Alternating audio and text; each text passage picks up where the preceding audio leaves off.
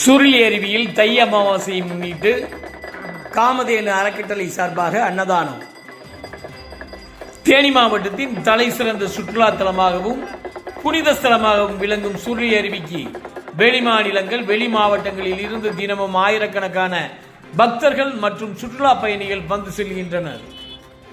மேலும் இங்கு தை அமாவாசை, ஆடி அமாவாசை, மகாலய அமாவாசை உள்ளிட்ட விசேஷ தினங்களில் சுற்றுப்புற கிராம பகுதிகளைச் சேர்ந்த ஏராளமான பொதுமக்கள் சுருளி அருவியில் நீராடிய பின் இங்குள்ள சுரபி நதிக்கரையில் இறந்த தங்களது முன்னோர்களுக்கு தர்ப்பணம் செய்து வழிபாடு செய்வது வழக்கம். இந்த நிலையில் நேற்று தை அமாவாசை தினத்தை முன்னிட்டு சுற்றுப்புற கிராம பகுதிகளைச் சேர்ந்த ஏராளமான பொதுமக்கள் அதிகாலையில் இருந்தே இங்கு சுருளி அருவியில் குவிய தொடங்கினர்.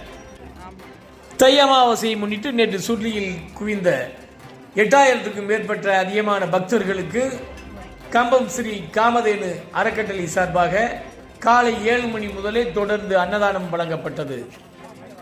காமதேனு அறக்கட்டளை நிறுவனர் சபரிநாதன் தலைமையில் நடைபெற்ற இந்த அன்னதானத்தில் தொழிலதிபர் MK சந்திரசேகர் மற்றும் காவல்துறையினர், அரசு அதிகாரிகள், பொதுமக்கள் என ஏராளமானோர் கலந்து கொண்டனர்.